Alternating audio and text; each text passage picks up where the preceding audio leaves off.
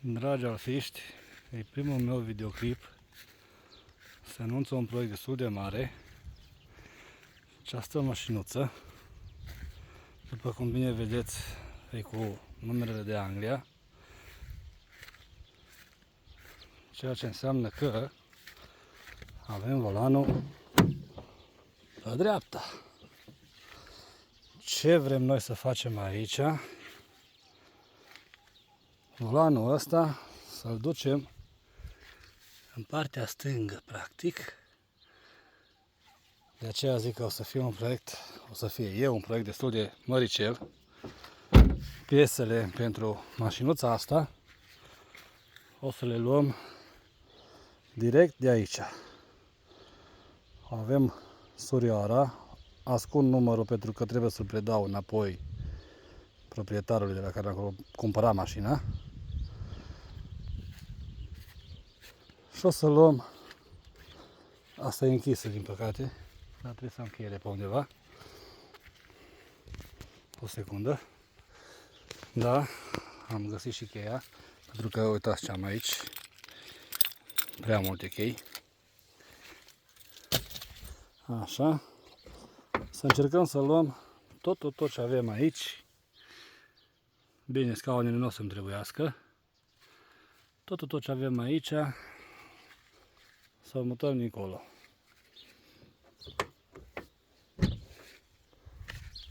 Pentru cei interesați care vor să mă urmărească, să vadă cum decurg lucrurile, cum avansăm proiectul, de ce nu împreună, mai o părere, mai un sfat, sunteți bineveniți. Eu am început deja să iau câteva capace jos de aici. Așa. Acum o să încerc să iau șurubul ăsta. Am decis să filmez în timp ce desfac, pentru că tot am căutat pe România, în limba română, am căutat tutoriale cum se demontează bordul. N-am găsit. Și m-am gândit că dacă eu am avut nevoie, poate mai sunt oameni care vor să demonteze câte ceva. Ia să luăm noi de aici o cheie. Așa.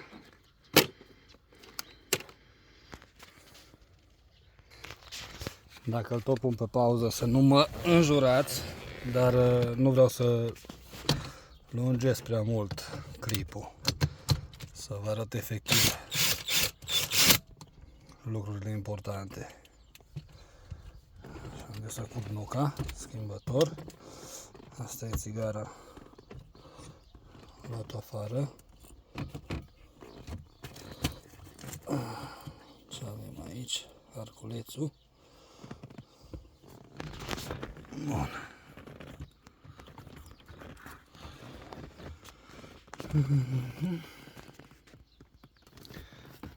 Da, eu m-am grăbit să și iau nuca jos, deși avea scârțul ăsta aici, scaiul, și puteam să o scot afară fără să mai desfac, dar oricum o să trebuiască luat jos.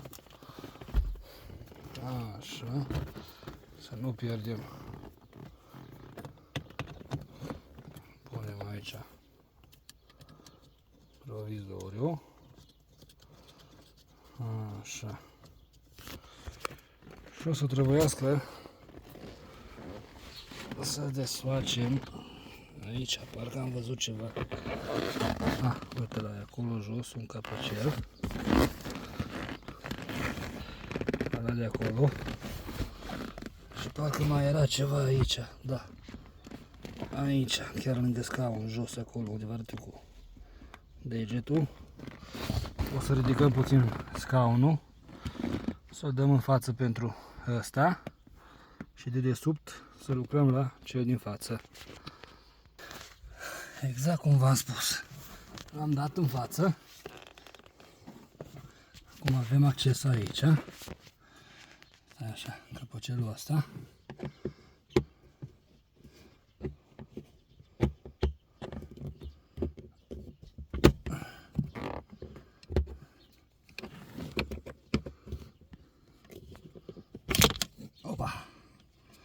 1 și oare se vede?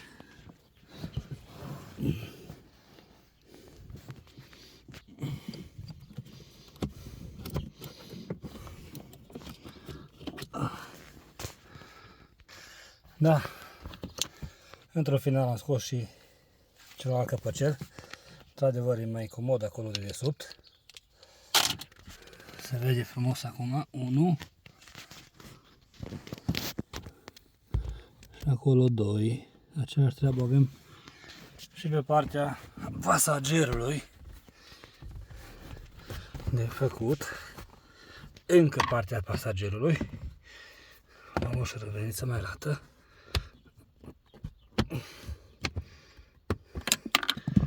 Una. Aici mai avem ceva. Bucăți. Așa.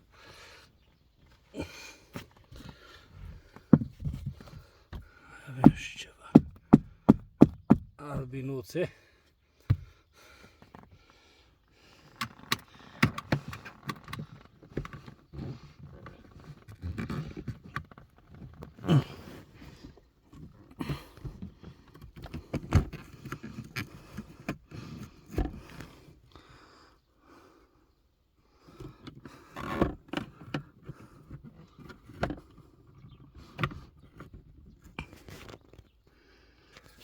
Ok, avem 1, 2, 3, 4. Ne-am luat toate 4. Bun.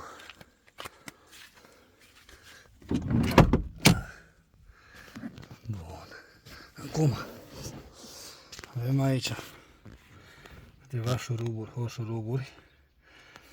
O să trebuiască să scoatem afară navigația. Aici, în spate, mai avem un șurub și aici la fel. Astea două obligatoriu afară. O să fac o ustensilă ca să scot afară. Luăm asta afară de aici, mijlocul. Bineînțeles, scotiera, frână de mână, pregătim.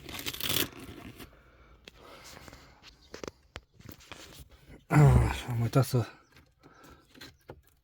precizez că o să trebuiască să vă pregătiți cu mai multe cutiuțe pentru toate șuruburile care urmează să fie desfăcute. Bun, o să trebuiască să luăm toată laterala de aici. Pasager la fel.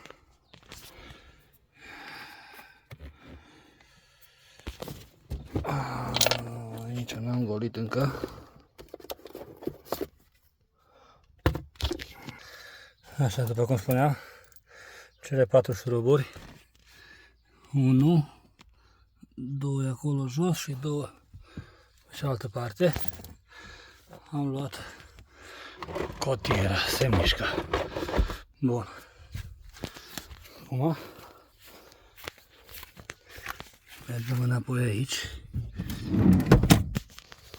Că nu mă așel. Așa, să redin clipsurile astea de aici. Perfect.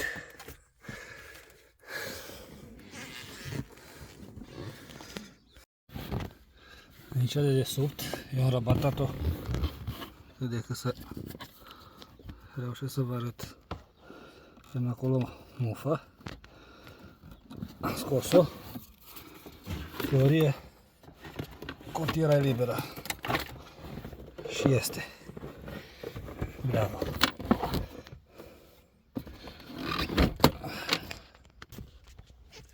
Acum, în teorie, ar trebui scoase lateralele.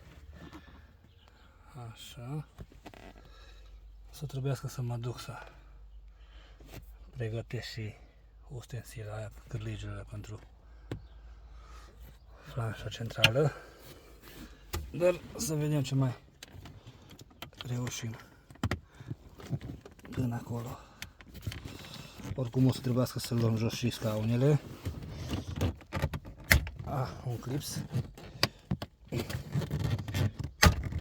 Al doilea.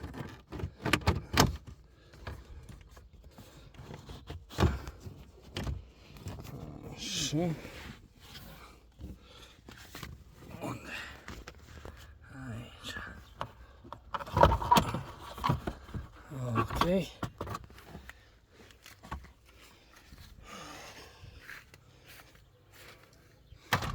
Una. Și trebuie să trec și pe cealaltă parte. Doar că acolo avem câteva albinuțe. Mașina nefiind circulată, vă dați seama că și-au făcut căsuță acolo. Deci până aici frumos. O să trebuiască luat capacul de sub volan de aici, ca să putem pe urmă scoate airbag-ul și volanul normal. Trebuia să deschidem și capacul ăsta ca să putem lua pe urmă dunga asta, bagheta aia jos. Așa. Aici am pic atenție. Hai, mă.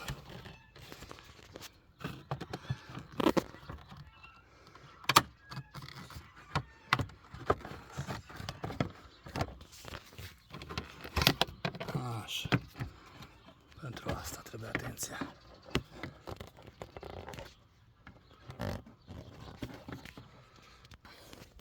Bun, deci am desfăcut. Punem deocamdată aici. Ok, aici aveam, unde ești? Asta în cruce. E milă de baghetele astea care le-am pus eu personal, ca să am ambiental albastru. Dar o să le salvăm și data viitoare, la final, promit să facem mai frumos. Să facem și asta. Mai punem acolo că avem loc, deși trebuie totul să avem grijă de pielea asta. Scaunele sunt impecabile, doar că, na, murdare.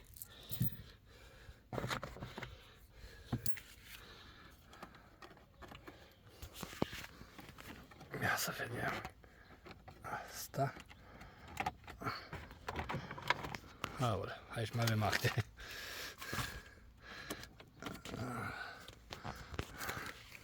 Pentru că noi sub ăsta o să avem o groază de șuruburi. Cum era oare? Ia uite. Asta e lumina. Luăm jos. Văd foarte rău că îmi dă și lumina soarele în ochi. Ah, clipsuri doar, da. Clipsuri, da.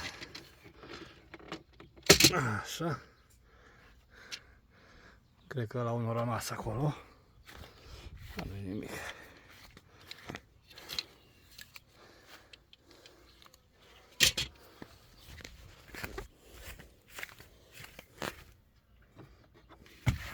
Ia uitați aici. Oare se vede? 1, 2, 3, 4, 5, aici în colț 6, 7. Cam atât, dacă nu greșesc. Da.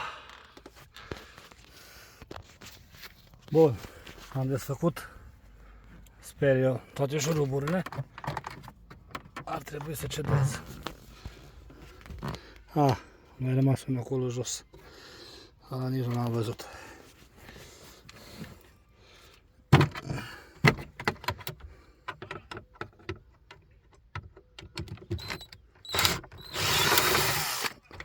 Așa. Bun. Dacă mai scapă telefonul stânga-dreapta, vă rog să mă scuzați, dar lucrez cu o singură mână. Am mai avut ceva cameră pe aici. Hai să scoatem din mufele astea afară.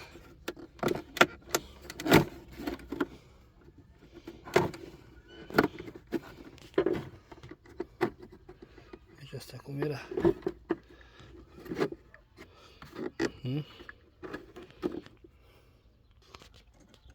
Mai avem asta. Și mai avem asta. Foarte greu să lucrez cu o mână, în timp ce și filmez. Dar...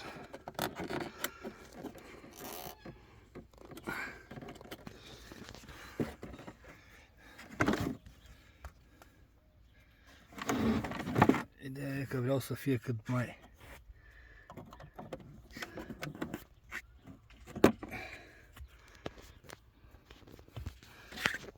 clar clipul.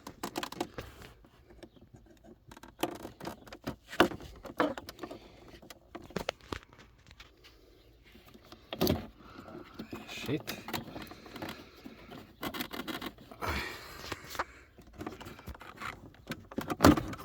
Așa. Acum următorul o să fie ăsta.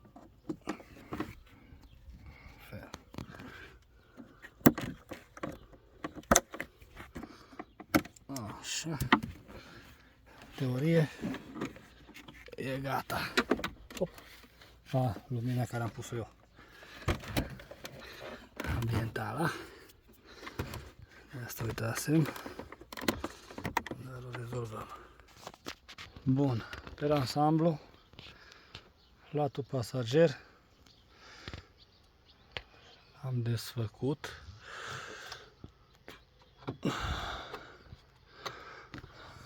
Așa, asta vine jos. De asta să ne ocupăm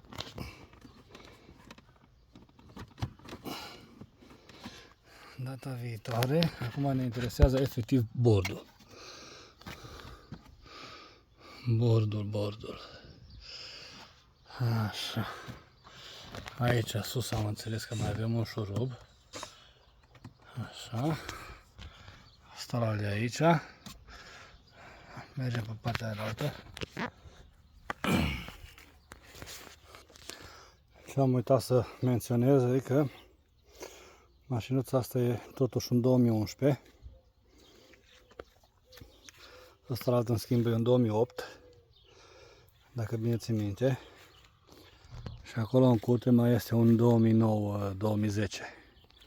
Deci ar fi să rămână asta și cea din curte.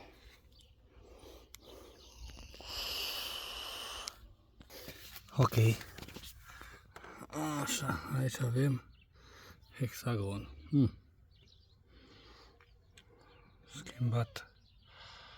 Schimbat șurubul.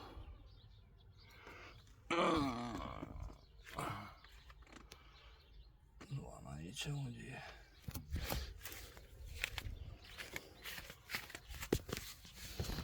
Are asta o fi bun.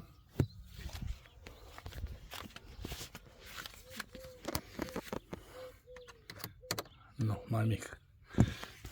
O secundă să găsesc hexagonul. Gata. Am luat. Aici trebuie să mai avem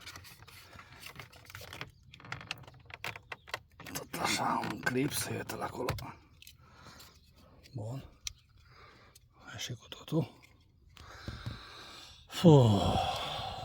Demontăm toată treaba asta de aici. Șurubul pentru siguranță.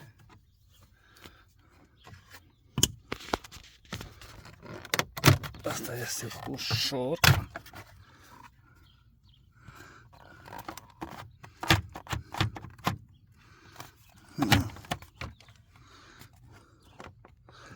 Acolo l-am rupt eu data trecută când am pus luminile astea.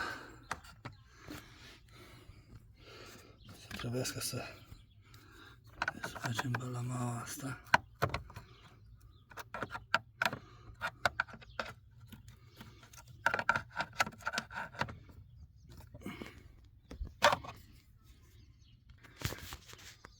Căzut a fost jos. Bun. Hai să luăm astea de aici. 2, 3.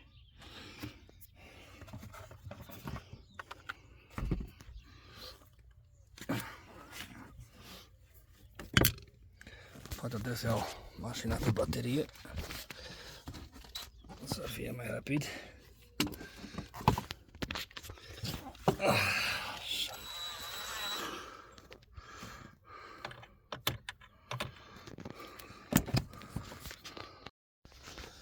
Așa, am desfăcut.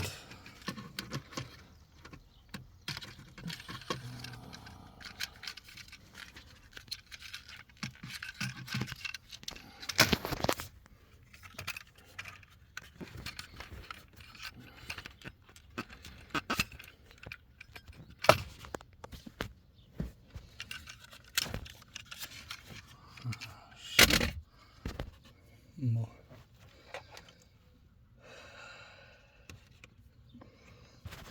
Aici 1, 2, 3 și al 4-lea aici jos. Așa. Așa, am desfăcut. Tragem frumos. Încet. Cum o să facem un pic de ordine totuși. Astea toate.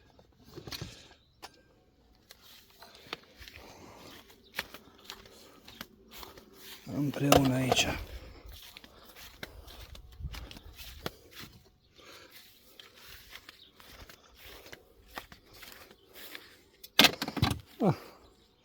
Începe să se umple portbagajul. După cum am spus, va trebui să răsucim volanul ca să putem noi unde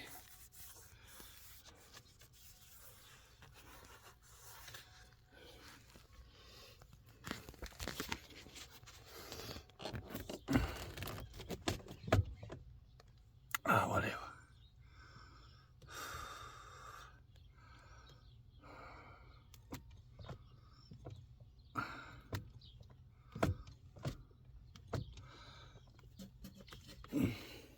Am uitat să las volanul la liber. Și asta e o problemă. Bun. Da, aici văd semnul. Deci, în teorie, partea asta și partea asta la altă, în interior are clips, stânga-dreapta. Revenim. Da, nu tare o vreau să iasă afară, dar până la urmă l-am convins. E volanul pe poziție dreaptă. Mai comod aici. Așa. Am scos airbag-ul afară. Să desfacem mufele astea două. Mare grijă.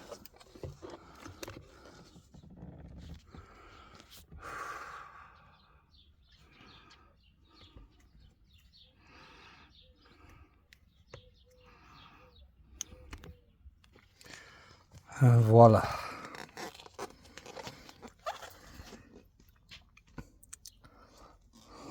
Airbag-ul intact. Acolo, după plasticul ăla, avem un șurub. Dacă nu mă înșel, de 24. O să verificăm. Mă duc să pun asta la loc și revin. Da, după cum spuneam, e un 24. Desfacem ușor.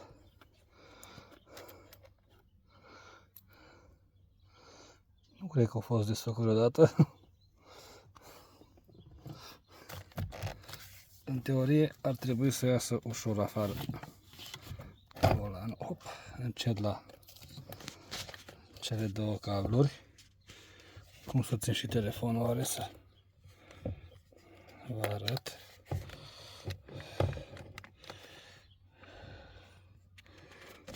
că îl pun un pic jos.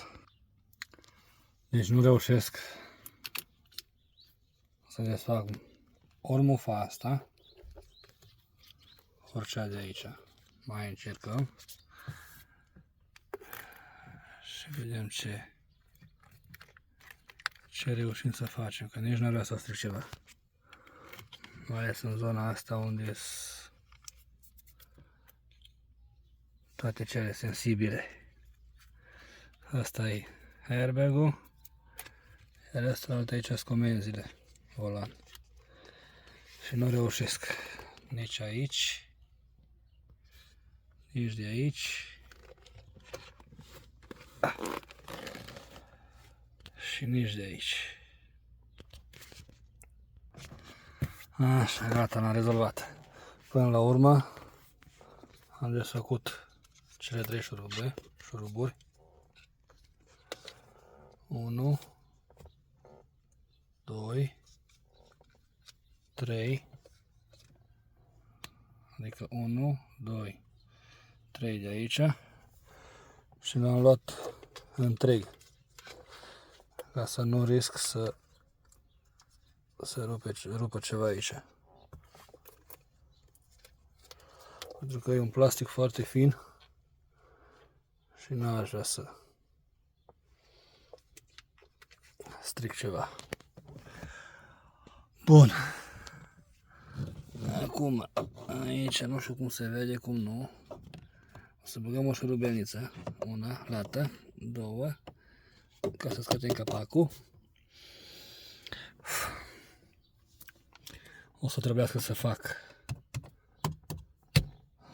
așa, cele 2 de aici, să scoatem afară. Opa! Opa, asta e și mai ușor decât am crezut. Spre norocul meu, ia să vedem. Nu, o să-mi trebuiască cheia la ea. Da, revin. Ok, dragilor, n-am găsit trusa aia pentru a scoate navigația și nici pentru astea, dar am făcut din 2 bucăți de electrod, 2 cărlige pe care să le băgăm aici. Nu vreau să stric ceva acolo înăuntru. Așa. Și unul din coace.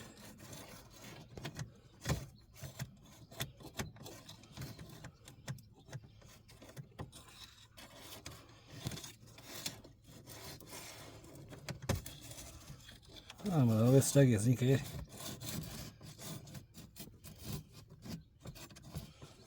Asta pare că e mai rușinos.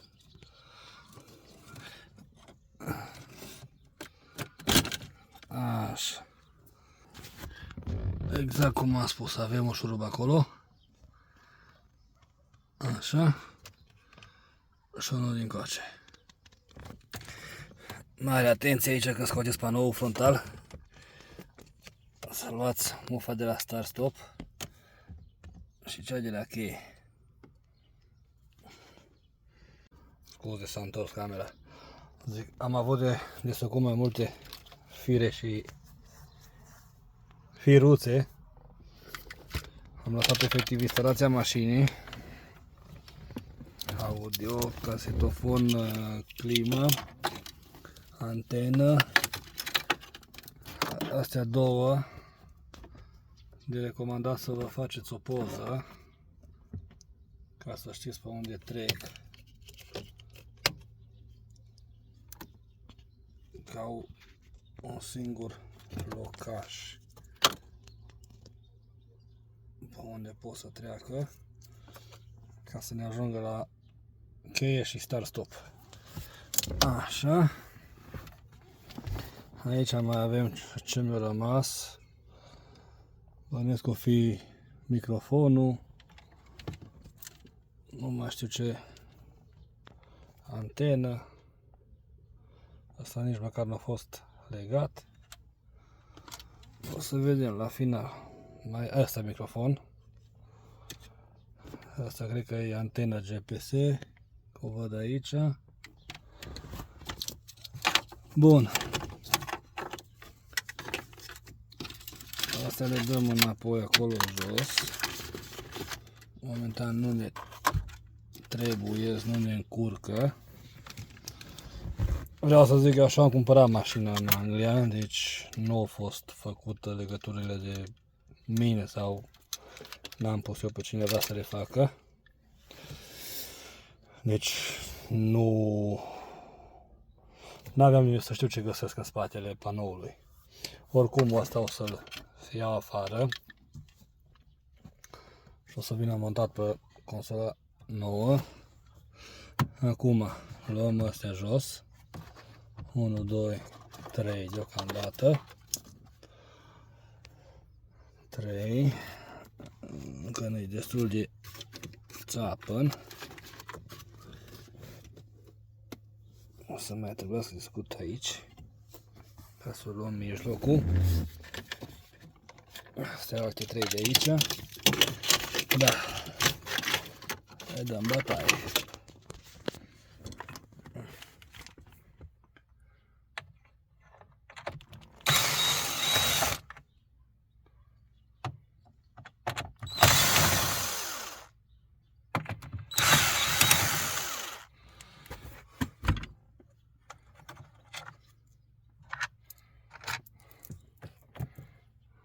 O cutiuță era foarte bună.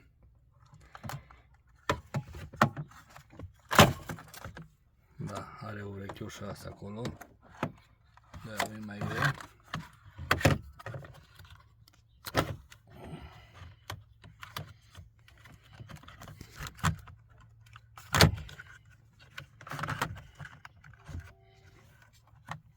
Hai mă. Chiar nu vrei să ieși? O ieși până la final. Asta aici așa. Bun. Cred că e timpul să... Asta vedem, astea 3 de aici, ce se întâmplă cu ele. 1.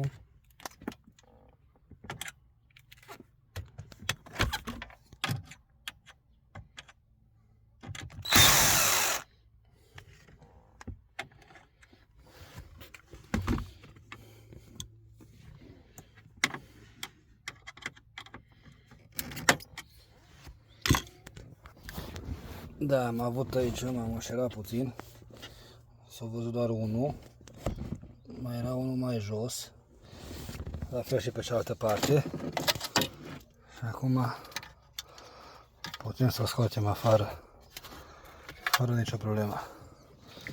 Așa. Ce ne-a mai rămas oare? Asta. Asta e tubul de aer. Putem să scoatem afară și asta oricum. Bun. Da. Asta de aici trebuie să iasă jos, afară.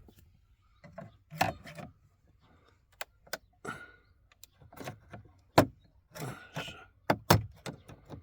Exact.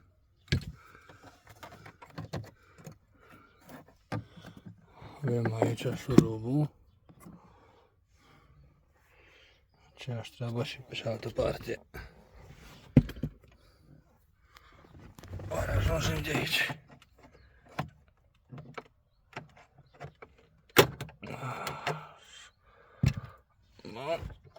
Am scos. Așa. Hai să scoatem mufa afară de la audio.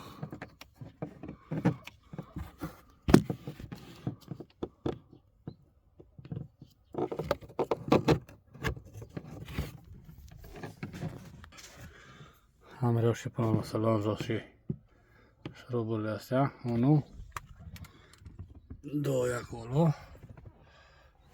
O să începem cu asta. Am uitat ăsta aici.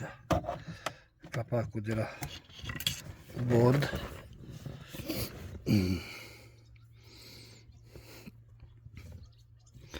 Șurubelnița lată.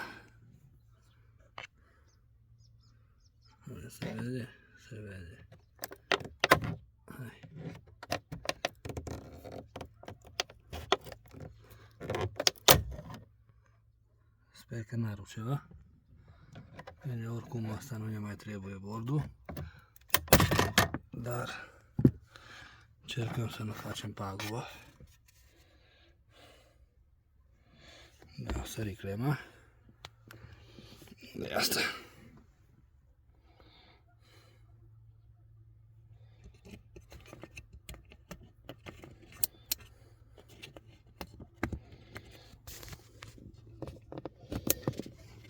Așa. Aici.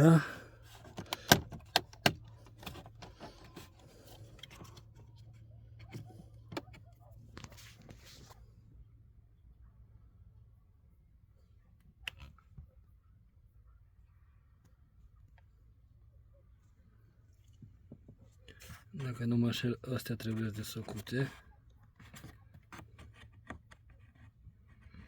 1 și 2. Să încerc să pun o lumină ceva.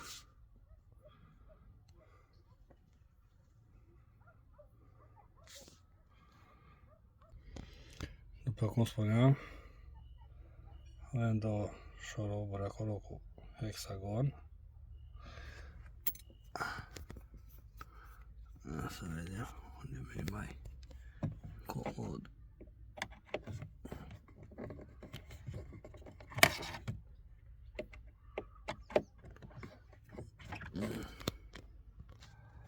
Da, am reușit să scot afară și bordul. Practic, trebuie tras ușor în față și după aia dat oarecum peste cap, ca să avem acces la mufe. Așa. Am mai găsit aici câteva șuruburi.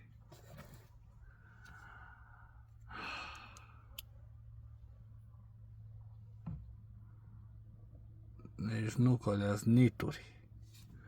Alea nu ne interesează pe noi, alea din spate. Mari și negre. Așa. Mai avem aici jos. Mai e acolo. Aici. Acolo văd două încă.